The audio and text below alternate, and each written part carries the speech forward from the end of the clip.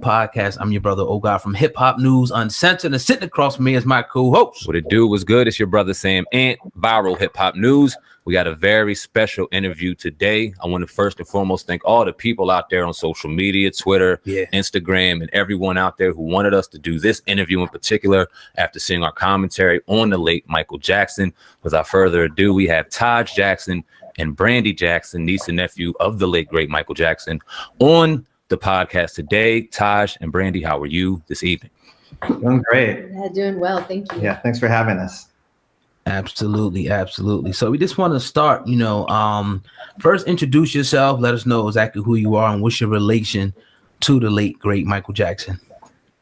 My name is Brandi Jackson, and I am Michael's niece. And that's my direct relation, I guess. Yeah. Who's? Oh, my father is Jackie Jackson. Okay, there you go. Yeah. And I'm Taj Jackson. I'm the nephew of Michael Jackson, and my dad is Tito. Awesome. Now, we obviously we know Michael Jackson's long storied career and his legacy. And one thing about his legacy, unfortunately, throughout the years, it's been tarnished by this black cloud, obviously, of child molestation, pedophilia, something that he's unfortunately had to carry along his legacy forever.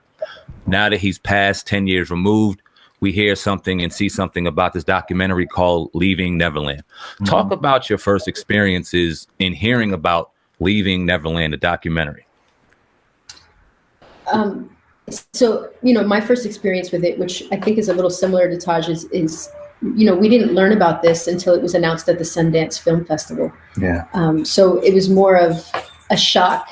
It just was pretty sudden and very shocking. Mm-hmm. And just waiting to see what it was that these boys were saying. Obviously from the trailers and the previews, we knew what the narrative was. So we were just preparing for a bunch of lies that we knew were coming our way. Yeah, they pretty much hid it from everyone, and it was we were blindsided by it. No respect factor thrown in there at all. No heads up. No, do you want to? We want to get your side of it. They just basically, we found out just like everyone else. Right. Now, how were you? And it seems like a lot of people are trying to become opportunists, and we've seen that throughout the years, and it began years ago. One thing in particular that I want to bring up is the 94 civil suit, obviously, with George Chandler. Now, a lot of people want to reference that now when it comes to Leaving Neverland in the series because of the quote unquote hush money, because of the payouts and things like that. Please elaborate to the people, because we hear this throughout our comment sections in our commentary on Michael Jackson, the payout, the hush money. Yeah. Talk about the hush money, the payouts, and just give a better perspective in regards to why Michael Jackson would do these things. Yeah. Well, I talk on my own experience because we were one of the first people in August of '93. We flew up to Asia to be with our uncle when he was trying to get extorted. Basically, the Chandlers were trying to extort him, and he was angry. He had that mission. He's like, I'm not paying them a dime. They're trying to do this to me, and he basically had that all the way up to pretty much. I think the settlement was in January, so he had his name. See, I think what he underestimated was the U.S. media's hatred. Because all through those months, they were running stories about Michael Jackson being a molester, Michael Jackson doing this, and it was almost like they had already painted him guilty before he even got to do his own defense, and just kind of very deja vu of what it is now. And so he still fought this. He still fought it. And basically what was the Chandlers wanted a civil case. My uncle wanted to fight the criminal case because the criminal case is more important. So, but the Chandlers wanted the civil case to go first, which is now illegal in California to do. The civil case has. So his lawyers kept trying to push back the civil case. Said, we have to fight the criminal case. Well, they lost that motion, and basically that's what forced my uncle to basically get rid of the civil case so that he didn't have to do the civil case first and then fight the criminal case, which is almost like seeing a sports team play a championship game. See them play before you play them. All the moves, all the witnesses, and it was an unfair advantage. So he said, let me get rid of this civil case and let me focus on the criminal case, because that's the one where I could go to jail and I know I can beat that. And so what a lot of people also don't know is they say hush money, but nothing stopped any of them from testifying in the criminal case. They just had no case. And what people don't want to say as well is that my uncle was subjected to a strip search and being photographed by the police of his genitalia down below, and what they're not telling you, which I've heard this story misrepresented exactly many times, the description did not match. They keep saying the description matched. It did not match, and to the point where the Chandler's lawyer wanted to throw out that evidence. They wanted to keep that away from it. So don't you think if it matched, he would have already been in jail right now. If they would have had a perfect match, he would have been arraigned and in jail, and the criminal trial would have happened, and there's nothing to stop them from testifying. That's what people have to remember. There was nothing to stop them from testifying in 1994 or 2005. Now, so could you just hush money? Right. Well, say that one more time. We didn't get that. I'm sorry. Yeah. Oh, I'm saying there was no hush money, because hush money means you can't talk. And they all talk. Yeah, and you go to jail for bribery. You can't make a settlement for a criminal case. Right. People don't understand that. Right.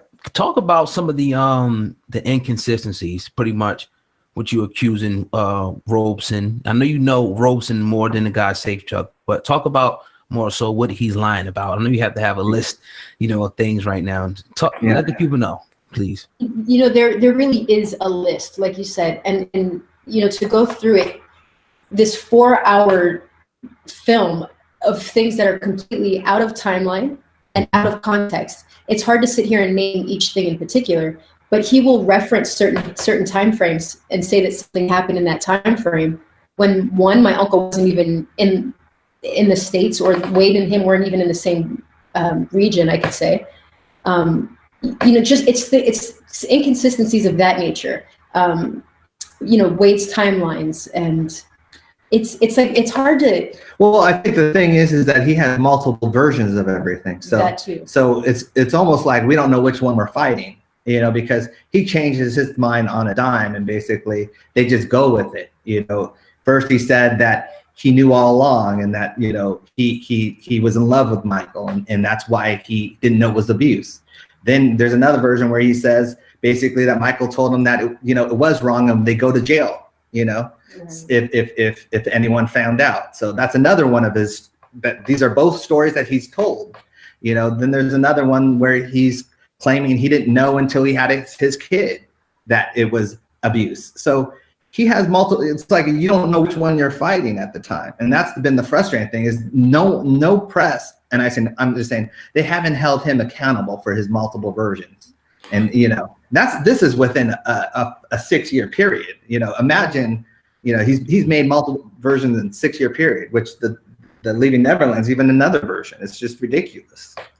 That's something I want to expound on, because that's one thing that we talked about in particular with Oprah after she did. She could or kind of followed up the Leaving Neverland and had Safe Check and Robeson on. Mm-hmm. And one of the biggest things was why, especially in that position, Oprah, supposedly someone that's befriended Michael Jackson, was close. Why not cross-examine these two up here? Why not question their credibility? It was none of that. It was more narrative being steered. So one, talk about Oprah, what your thoughts were on that whole situation, and why, in your opinion, did you think that she never questioned the credibility of these two, given their shaky and rocky explanations each time they talk about it?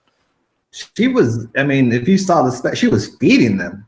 She was basically guiding them down a path. When they would say something, she would correct them in a way to make it sound like, oh, that's part of why you're a victim. And it's like, I have my own thoughts about it, because Oprah was also the one that, when my uncle passed, she wanted the exclusive interview with my grandma and the kids. And I was there, and she was talking about how Michael was misrepresented. No one understood Michael, and we were trying to get the real Michael. So I think in a sense, Oprah will say what Oprah wants to say to get the interview. And she's done that to our family many times. And so we have a different view of Oprah than everyone else does in that sense, because, you know, we've been hurt by her many times in the past. And like you said, you know, she didn't even give 1 second to see the other side of it. As soon as that documentary was announced that it was going to be aired, it was followed up with Oprah's interview. Yeah. So we knew that interview was going to be happening with Oprah before we even saw the film. Yeah. She blessed it, basically said, this is the truth and you guys run with it. Exactly. Yeah. And that's been the hardest thing, is that, you know, all those people that follow Oprah blessed it as well without even seeing it beforehand. And it's just been frustrating for us, especially since there's plenty of people that Oprah knows that she could have done a special on. Yes. You know, someone very big right now that's in the news that no one's talking about, that she's friends with, you know, Mr. Harvey Weinstein. And, you know, all, you know, I feel that this is a bunch of smoke and mirrors in a way, that as long as we're talking about Michael Jackson, we're not talking about Harvey. And that's been the case with a lot of these so-called celebrities that are in for real trouble, is that Michael Jackson covers all of them in a way. Right. They want him to be the poster child, even though he's innocent. And the only way to sell that is to bulldoze everything else that could potentially stop that. Yeah. And that's what they did. The media bulldozed. They forced the narrative, basically. And then they had Oprah bless it. And so everyone just took it for truth. Do you have any, does the estate of Michael Jackson have any, or seek any legal recourse for, you know, the defamation and the slander? Could you give the people an update on that? Have they, you know, I know they tried to block, you know, it for coming out on Sundance and HBO. Can you speak on that, please? There is actually no legal recourse you can take for the dead. The dead cannot be slandered or libeled. So basically, there's nothing we can do. So that's something people should know right away. It's not that we're quiet and we're not trying to. Trust me, if there was a law on that, we would have sued them many, many times. But the problem is there is no law. So you can say anything about, you know, anyone you want, from Elvis to Tupac to, you know, Biggie. You can make up anything, and their families unfortunately cannot, you know, have that recourse. And it's a shame, because our hands are tied basically, and we have to listen to these lies. And they used to use the word allege. They don't even need to use that anymore. And they freely don't use it anymore. They say he's a monster, he's a pedophile. They say all these things because they know that we can't sue them. Yeah. Speak on that a little bit. Excuse me. I want you to speak on, if you don't mind, going through the years, knowing your uncle and hearing all these allegations, but from the outside looking in, just seeing nothing but love and just positivity come out of him and exuberate through him. How did he deal with all that backlash and all that negativity? Did it take its toll on him? I think it did. I mean, I was around for 2005. I honestly feel that the 2005 trial killed him, you know, before he passed. I think it killed his soul. It literally did. Him being there, you saw him deteriorate from that time period, for when he first went into the courtroom to when he left. He withered away, because it's almost like people chopping at your soul, basically, and knowing that something that you know you did not do, but the world, and I say the world, I'm talking about the media, wants you to be that person, and they're going to paint that picture on you, no matter what happens. You know, everything from him getting bit by a spider and then having to appear, you know, in pajamas, that became national. It's like he couldn't win, you know. He found out he had 40 minutes to appear in court, or, you know, and so he came the way he came, and it's like he can't win no matter what happens. And that's the thing with him, is that everything became a fiasco, and they had their mindset already, and it's unfortunate, because since I was there, I would talk to Tom Mesereau, which was my uncle's lawyer, every day after court, and I would say, "How'd it go, Tom?" And he would tell me, he's like, "Oh my gosh, we caught this person lying, we caught this person lying. You know, this went well." And then I would turn on the news and I would see the complete opposite. And I'd be like, okay, someone here is lying to me. And I'm like, either Tom Mesereau is very comfortable and very, you know, naive, or the media is lying to me. And now I know, and I knew back then which one was the truth.